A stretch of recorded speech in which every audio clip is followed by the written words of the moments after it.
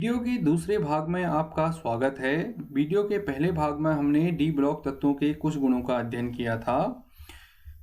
इस भाग में हम डी ब्लॉक तत्वों के बचे हुए गुणों का अध्ययन करेंगे। तो हमने अंतिम भाग में आपको बताया था कि डी ब्लॉक के तत्व परिवर्तित ऑक्सीकरण अवस्था प्रदर्शित करते हैं। तो यहाँ पर हमने एक चार्ट बनाया हुआ है। इस चार्ट में आपको दिखाया है कि किस तरह से तत्व भिन्न भिन्न ऑक्सीकरण अवस्था प्रदर्शित करते हैं।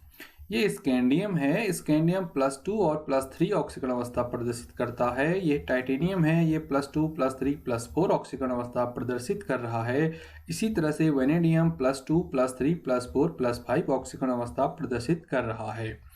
यहाँ पर आप देखेंगे मैग्नीज तत्व है जो सबसे अधिक +2 +3 +4 +5 +6 और +7 तक ऑक्सीजन अवस्था प्रदर्शित कर रहा है। तो आप देखेंगे कि एक ही तत्व अलग अलग यौगिकों में अलग अलग ऑक्सीजन अवस्था प्रदर्शित कर सकता है। ये जो ऑक्सीजन अवस्था प्रदर्शित कर रहा है ये निर्भर करता है तत्व के इलेक्ट्रॉनिक विन्यास पर। अगर हम स्कैंडियम का इलेक्ट्रॉनिक विन्यास लिख करके देखें तो आप देखेंगे कि इसके डी में एक इलेक्ट्रॉन है। तो स्कैंडियम जब अपने s इलेक्ट्रॉन को त्यागता है तो वो +2 ऑक्सीकरण अवस्था प्रदर्शित करता है, और रासायनिक संयोग में जब वो अपना s से 2 और d से 1 इलेक्ट्रॉन त्यागता है तो वह +3 ऑक्सीकरण अवस्था प्रदर्शित करता है। इसी प्रकार टाइटेनियम आप देखेंगे जब वो s से 2 इलेक्ट्रॉन त्यागता है तो वह +2 ऑक्सीकरण अवस्था प्रदर्शित करता है, और जब वह S से 2 और D से 1 इलेक्ट्रॉन त्यागता है तो वह +3 ऑक्सीकरण अवस्था प्रदर्शित करता है। जब वह S से 2 और D से भी 2 यानी कि टोटल 4 इलेक्ट्रॉन त्यागता है तो +4 ऑक्सीकरण अवस्था प्रदर्शित करता है। किसी तत्व की ऑक्सीकरण अवस्था तत्वों के द्वारा त्यागे गए इलेक्ट्रॉन या ग्रहण किए गए इलेक्ट्रॉन की संख्या के बराबर होती है। चूंकि यह तत्व धातु हैं तो यह इलेक्ट्रॉन त्यागते हैं, तो इनकी ऑक्सीकरण अवस्था तत्व द्वारा त्यागे गए इलेक्ट्रॉनों की संख्या पर निर्भर करती है। यहाँ पर जो ऑक्सीकरण अवस्था दिखाई गई हैं ये सभी ऑक्सीकरण अवस्थाएं स्थायी नहीं हैं। इनमें से कुछ ऑक्सीकरण अवस्था अस्थायी भी होती हैं। जिस तरह से यहाँ पर आप देखेंगे मैग्नीज में 3d5 इलेक्ट्रॉनिक विन्यास है।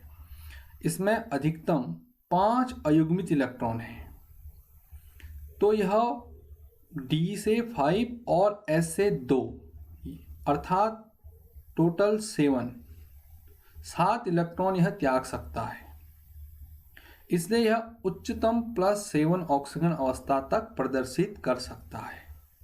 ध्यान रहे केवल वो ही इलेक्ट्रॉन जो अयुग्मित हैं रासायनिक संयोग में भाग लेते हैं। यह बंधित इलेक्ट्रॉन या युग्मित इलेक्ट्रॉन बंध निर्माण में भाग नहीं लेते। आयरन में आप देखेंगे 3d6 है, यहाँ पर एक इलेक्ट्रॉन युग्मित हो चुका है। यहाँ पर केवल 1 2 3 4 इलेक्ट्रॉन ही यहाँ पर अयुग्मित हैं, तो केवल 4 इलेक्ट्रॉन D के 4 इलेक्ट्रॉन ही रासायनिक संयोग में भाग लेंगे। तो आयरन S से 2 और D से 1 2 3 4 इलेक्ट्रॉन टोटल 6 इलेक्ट्रॉन ही त्याग सकता है। तो यह केवल +6 ऑक्सीजन अवस्था ही प्रदर्शित कर सकता है। इसी तरह से आप कोबाल्ट को देखेंगे तो कोबाल्ट का इलेक्ट्रॉनिक विन्यास है 3d7। अगर हम यहाँ पर 3d7 बनाएं तो आप देखेंगे कि कोबाल्ट में 3 ही अयुग्मित इलेक्ट्रॉन हैं, 2 इलेक्ट्रॉन युग्मित हो चुके हैं।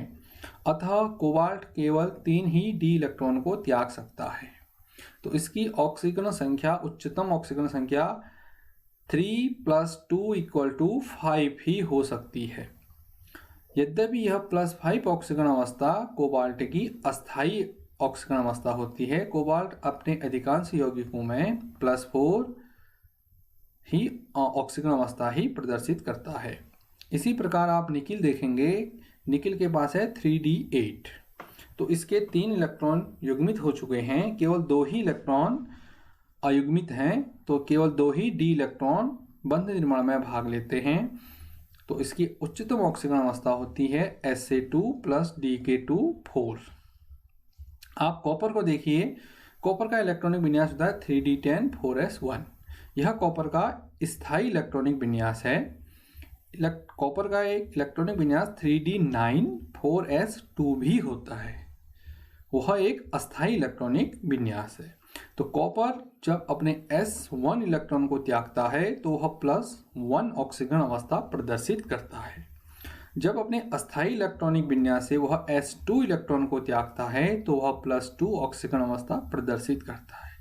जब कॉपर s से 1 और d से 2 इलेक्ट्रॉन त्यागता है तो वह +3 ऑक्सीकरण अवस्था भी प्रदर्शित कर सकता है, किंतु +3 ऑक्सीकरण अवस्था और +2 ऑक्सीकरण अवस्था कॉपर की अस्थायी ऑक्सीकरण अवस्थाएं हैं। कॉपर अपने अधिकांश यौगिकों में केवल +1 ही ऑक्सीकरण अवस्था प्रदर्शित करता है। इसी प्रकार जिंक की देखिए, जिंक का इलेक्ट्रॉनिक विन्यास है 3d10 4s2। तो जिंक अपने s के 2 इलेक्ट्रॉन त्याग करके +2 ऑक्सीकरण अवस्था प्रदर्शित करता है। यह जिंक की स्थायी ऑक्सीकरण अवस्था है। जिंक अपने कुछ यौगिकों में +1 ऑक्सीकरण अवस्था भी प्रदर्शित करता है, किंतु यह ऑक्सीकरण अवस्था इसकी अस्थायी ऑक्सीकरण अवस्था है। तो उम्मीद है कि आप इस चार्ट को देख के समझ चुके होंगे कि एक ही तत्व अलग अलग ऑक्सीकरण अवस्थाएं प्रदर्शित करता है। ऑक्सीकरण अवस्था निर्भर करती है उसके इलेक्ट्रॉनिक विन्यास पर। अब हम आगे डी ब्लॉक के कुछ अन्य गुणों को पढ़ेंगे। तो देखिए, डी ब्लॉक तत्व उप सहसंयोजक यौगिक बनाते हैं। जिस तरह से आपने देखा एस ब्लॉक के जो तत्व थे, धातु तत्व थे, वह आयनिक यौगिक का निर्माण करते हैं। तो डी ब्लॉक के जो अधिकांश तत्व होते हैं वह उप सहसंयोजक यौगिक बनाते हैं। उप सहसंयोजक यौगिक बनाने का कारण है कि डी ब्लॉक तत्वों के पास रिक्त डी कक्षक उपस्थित होते हैं। रिक्त डी कक्षकों की उपस्थिति के कारण यह उप सहसंयोजक यौगिक बनाते हैं।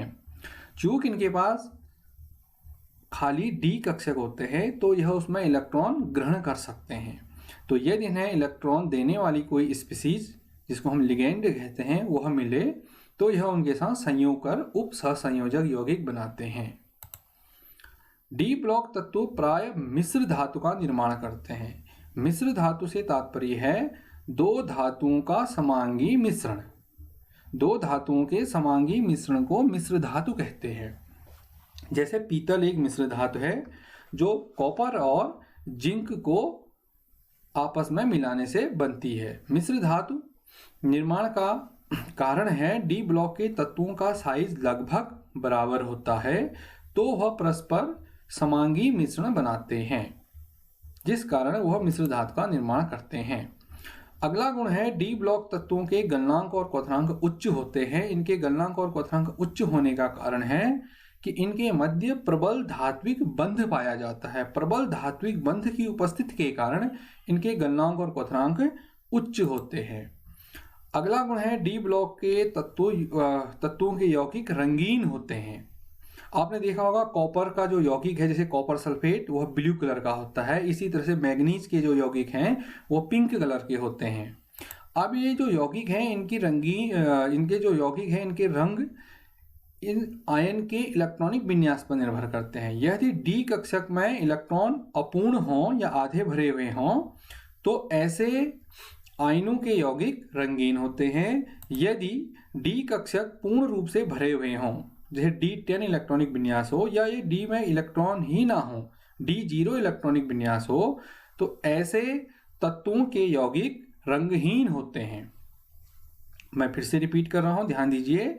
यदि डी कक्षक अपूर्ण हों या आधे भरे हुए हों तो ऐसे तत्वों के यौगिक रंगीन होंगे।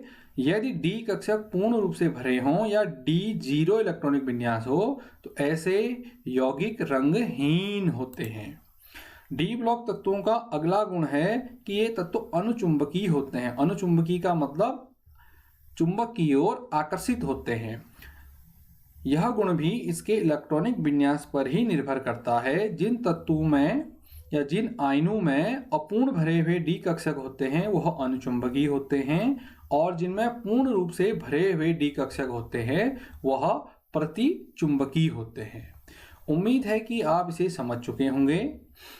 यदि आप इसे समझ चुके हैं तो यहाँ पर मैंने कुछ अभ्यास प्रश्न दिए हुए हैं। आप इन अभ्यास प्रश्नों को कीजिए, आपकी समझ में और अधिक आएगा।